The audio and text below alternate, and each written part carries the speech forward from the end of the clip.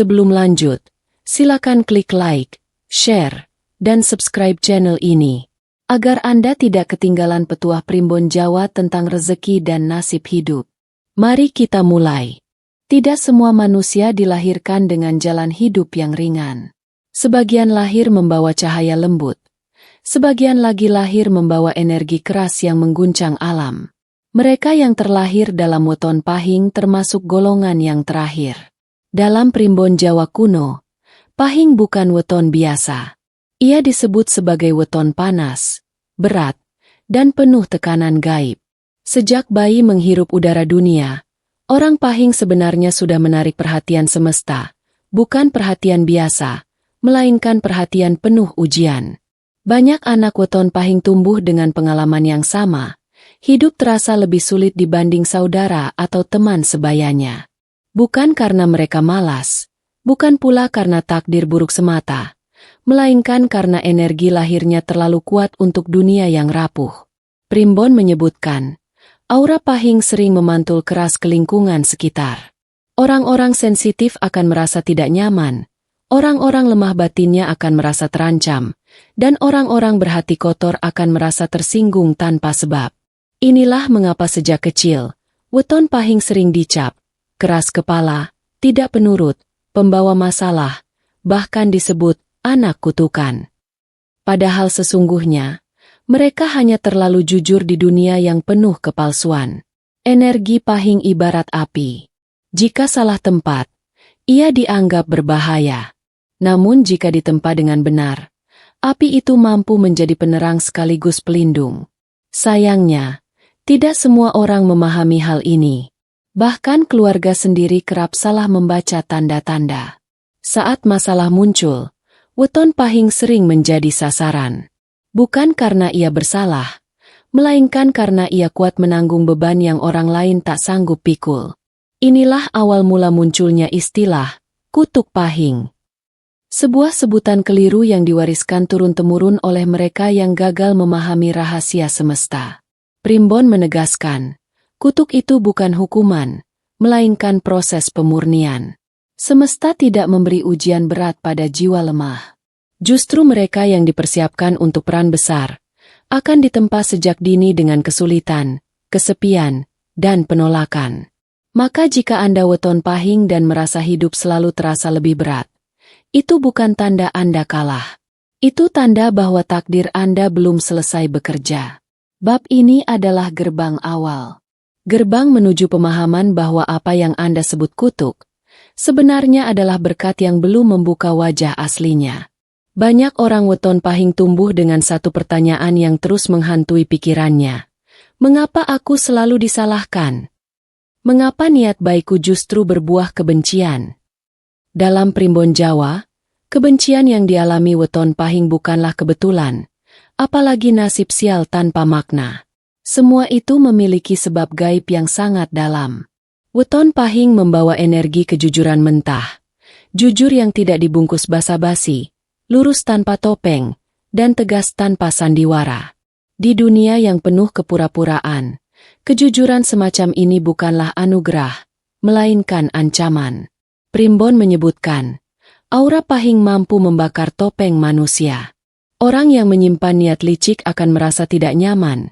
Orang yang hidup dari kepalsuan akan merasa terancam, bahkan tanpa pahing berkata apapun. Inilah sebabnya weton pahing sering dibenci tanpa alasan logis. Bukan karena perbuatannya, melainkan karena kehadirannya membuka kebusukan yang ingin disembunyikan orang lain.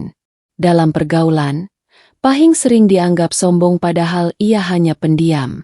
Di pekerjaan, pahing sering dianggap keras padahal ia hanya tegas. Dalam keluarga, pahing sering dianggap pembangkang padahal ia hanya berani berkata benar. Primbon menyebut kondisi ini sebagai benturan aura. Aura panas pahing bertabrakan dengan aura rapuh manusia-manusia di sekitarnya. Dan dalam benturan itu, yang rapuh akan merasa sakit, lalu menyalahkan pahing. Tak jarang, weton pahing dijatuhkan dengan fitnah. Kebaikannya diputar-balikan. Kejujurannya dijadikan senjata untuk menyerangnya. Dan ironisnya, semakin ia diam, semakin banyak yang membencinya.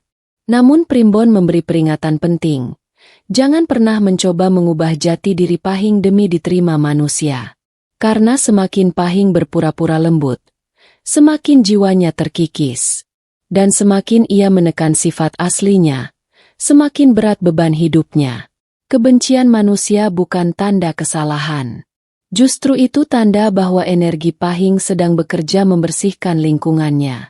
Orang-orang yang tak tahan dengan sinarnya akan menjauh dengan sendirinya. Yang memfitnah akan tersandung oleh ucapannya sendiri. Dan yang menjatuhkan akan jatuh pada waktunya. Bab ini adalah pelajaran pahit namun sakral, bahwa tidak semua penolakan harus dilawan, dan tidak semua kebencian perlu dijelaskan. Karena bagi weton Pahing, diam adalah perisai, dan waktu adalah pembalas paling kejam. Di balik kerasnya jalan hidup weton Pahing, Primbon Jawa menyimpan satu rahasia besar yang tidak boleh sembarang dibuka. Rahasia ini tidak tertulis untuk semua orang, hanya untuk mereka yang cukup kuat menanggung akibatnya. Primbon kuno menyebut, weton Pahing adalah wadah energi besar, namun wadah itu tidak langsung diisi.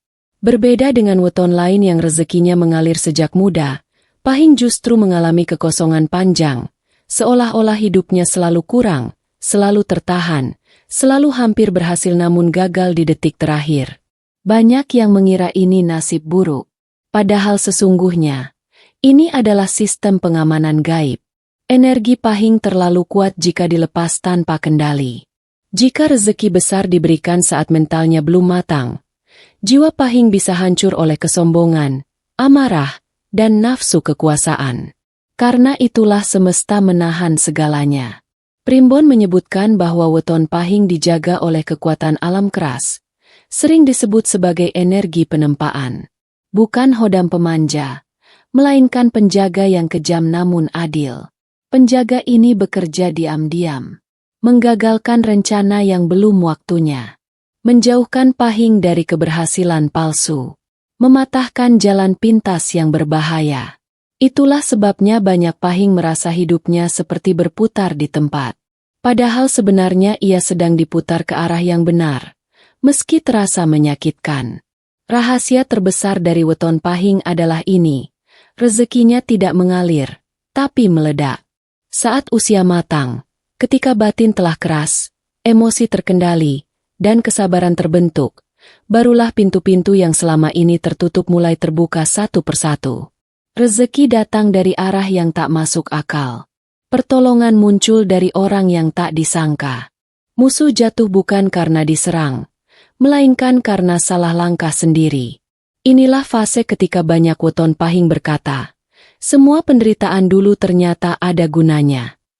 Primbon bahkan mencatat, banyak tokoh besar, pemimpin, dan orang berpengaruh lahir dari weton Pahing, bukan karena mereka beruntung, tetapi karena mereka tahan dihancurkan lalu dibangun ulang. Bab ini mengajarkan satu hal penting. Jangan mengutuk hidup yang terasa tertahan. Karena bisa jadi, semesta sedang melindungimu dari keberhasilan yang salah. Dan saat waktunya tiba, kutuk itu akan runtuh, digantikan oleh berkat yang membuat semua luka terasa pantas. Setiap weton Pahing, tanpa kecuali, akan bertemu satu fase hidup yang paling gelap. Fase ini tidak datang sekali dua kali, melainkan menghantam tepat saat harapan mulai tumbuh. Primbon Jawa menyebut fase ini sebagai pembalikan takdir, titik balik yang menentukan apakah Pahing akan hancur, atau bangkit sebagai pribadi yang tak bisa digoyahkan. Tanda-tandanya hampir selalu sama. Saat usaha mulai berjalan, tiba-tiba runtuh. Saat kepercayaan diberikan, justru dikhianati. Saat cinta dianggap aman, berubah menjadi luka terdalam. Banyak weton Pahing jatuh bukan karena kalah, melainkan karena dijatuhkan oleh orang yang paling dipercaya. Primbon menegaskan, ini bukan kesialan. Ini adalah pemutusan ikatan palsu. Semesta sengaja mencabut orang-orang yang hanya menempel saat Pahing lemah, agar kelak, ketika ia kuat, tak ada yang menunggangi hasil jerih payahnya. Di fase ini, Pahing sering merasa sendirian. Doa terasa hampa. Usaha seperti sia-sia. bahkan muncul bisikan halus. Mungkin aku memang ditakdirkan gagal. Namun justru di titik terendah inilah, sesuatu yang selama ini terkunci mulai terbuka. Primbon menyebutnya membuka kemripat batin, bukan mata gaib untuk melihat makhluk halus, melainkan mata kebijaksanaan untuk membaca manusia dan keadaan. Weton Pahing yang berhasil melewati fase ini akan berubah drastis. Tidak mudah percaya. Tidak mudah terpancing emosi. Tidak lagi butuh pengakuan. Ia menjadi tenang, tapi mematikan. Kutuk yang dulu disebut-sebut orang berubah fungsi. Dari beban menjadi tameng. Dari luka menjadi senjata batin. Sejak titik ini, hidup Pahing tidak lagi berjalan lurus. Ia bergerak dengan perhitungan, berbicara seperlunya, dan memilih diam saat orang lain sibuk membuktikan diri. Primbon menyebut, setelah titik balik ini, musuh akan membuka topengnya sendiri. Fitnah akan berbalik arah. Dan jalan rezeki mulai terbuka. Meski belum sepenuhnya deras. Bukan karena Pahing membalas, melainkan karena alam sudah selesai menempanya. Bab ini adalah peringatan sekaligus harapan. Jika Anda weton Pahing dan sedang berada di fase paling hancur, jangan terburu-buru menyimpulkan takdir Anda. Karena bisa jadi, itulah momen terakhir Anda dihancurkan, sebelum akhirnya dibentuk menjadi versi yang tak bisa dijatuhkan lagi. Setelah melewati fase kehancuran dan kebangkitan batin, weton Pahing memasuki babak hidup yang tidak semua orang bisa melihat dengan mata biasa. Babak ini tidak selalu tampak gemerlap. Tidak selalu ditandai dengan kekayaan mendadak atau keberhasilan yang dipamerkan. Namun inilah fase paling berbahaya sekaligus paling sakral. Rezeki yang dijaga langsung oleh semesta. Primbon Jawa menyebutkan, rezeki weton Pahing tidak pernah datang liar. Ia tidak dihamburkan, tidak diumbar, dan tidak dibiarkan diperebutkan. Rezeki ini datang dengan aturan gaib yang ketat, karena pemiliknya telah melewati ujian yang tidak sanggup ditanggung orang kebanyakan. Ciri paling khas dari rezeki Pahing adalah, ia tidak terlihat besar di awal, namun tidak pernah benar-benar habis. Saat orang lain kaya lalu jatuh, Pahing jatuh lalu bangkit lebih kuat. Saat orang lain kehilangan segalanya karena salah langkah, Pahing selalu disisakan satu pintu keluar, sekecil apapun. Primbon menyebut kondisi ini sebagai pangreksan alam. Artinya, semesta ikut campur tangan menjaga jalur hidup Pahing. Bukan dengan menghilangkan masalah, melainkan dengan memastikan Pahing tidak hancur oleh masalah tersebut. Banyak weton Pahing mengalami usaha bangkrut tapi ilmunya tersisa. Ditipu tapi mentalnya naik level. Kehilangan uang tapi menemukan jaringan dan peluang baru. Dan perlahan, tanpa disadari orang lain, fondasi hidupnya menjadi jauh lebih kuat daripada mereka yang sukses instan. Menariknya, Primbon menegaskan satu hal unik. Rezeki Pahing sering mengalir lewat tangan orang lain. Ia memberi, membantu, meminjamkan, bahkan menyelamatkan orang lain. Namun justru dari sanalah aliran rezekinya kembali dengan bentuk yang lebih besar. Inilah mengapa banyak weton Pahing terlihat seperti dimanfaatkan. Padahal sejatinya, semesta sedang memutar jalur rezekinya agar bersih dari iri, dengki, dan niat jahat. Saat waktunya tepat, orang-orang yang dulu meremehkan akan terdiam. Yang dulu menghina akan menjaga jarak. Dan yang dulu menjatuhkan, akan menyaksikan Pahing berdiri tanpa perlu membalas apapun. Bab ini mengajarkan satu kebenaran pahit namun menenangkan. Rezeki yang dijaga semesta tidak perlu dipamerkan. Ia cukup dirasakan, disyukuri, dan dijaga kerendahannya. Karena bagi weton Pahing, kemenangan sejati bukan saat dipuji manusia, melainkan saat hidupnya tak lagi bisa dirusak oleh siapapun. Pada akhirnya, setiap weton Pahing akan sampai pada satu pemahaman yang tidak bisa diajarkan, tidak bisa diwariskan, dan tidak bisa dipercepat. Pemahaman ini hanya datang setelah lelah melawan hidup. Primbon Jawa kuno meninggalkan satu pesan terakhir untuk weton Pahing. Jangan pernah melawan jalan yang telah digariskan semesta. Banyak Pahing tersiksa bukan karena takdirnya kejam, melainkan karena ia ingin hidup seperti orang lain. Ingin cepat kaya seperti weton lain. Ingin disukai semua orang. Ingin dipahami sejak awal. Padahal takdir Pahing bukan untuk cepat, melainkan untuk kuat. Primbon menyebut, semakin Pahing membandingkan hidupnya dengan orang lain, semakin berat langkahnya.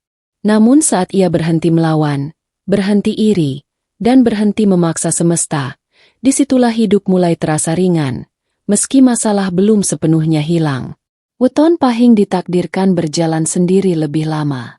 Bukan karena ditinggalkan, melainkan karena ia sedang dibentuk menjadi tumpuan, bukan penumpang. Di fase ini, Pahing mulai memahami, tidak semua orang perlu diselamatkan. Tidak semua kebaikan perlu dijelaskan.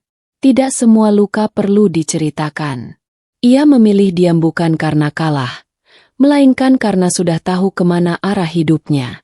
Primbon menegaskan, ketika Pahing berhenti melawan takdirnya, rezeki berhenti bersembunyi. Pertolongan datang lebih halus. Dan hidup mulai terasa pas, meski tidak sempurna. Inilah fase kematangan sejati. Saat Pahing tak lagi haus pengakuan, tak lagi ingin membuktikan apapun, dan tak lagi takut kehilangan. Ironisnya, justru di titik inilah semesta paling dermawan. Karena Pahing sudah siap menerima tanpa dihancurkan oleh apa yang ia terima. Bab terakhir ini bukan tentang kemenangan besar yang dipamerkan, melainkan tentang kedamaian yang tidak bisa dicuri siapapun. Jika Anda weton Pahing dan sampai di titik ini, di mana Anda masih hidup, masih berdiri, dan masih waras, maka percayalah, Anda bukan korban takdir. Anda adalah hasil akhir dari tempaan semesta. Dan tidak semua orang sanggup sampai sejauh ini. Jika kisah weton Pahing ini terasa seperti sedang menceritakan hidup Anda sendiri, mungkin ini bukan sekadar tontonan, tapi pengingat dari semesta. Jangan lupa klik like agar energi baiknya ikut menguat, share ke orang yang mungkin sedang berada di fase berat hidupnya, dan subscribe supaya Anda tidak melewatkan rahasia primbon dan pesan gaib lainnya. Karena tidak semua takdir perlu dilawan, sebagian hanya perlu dipahami.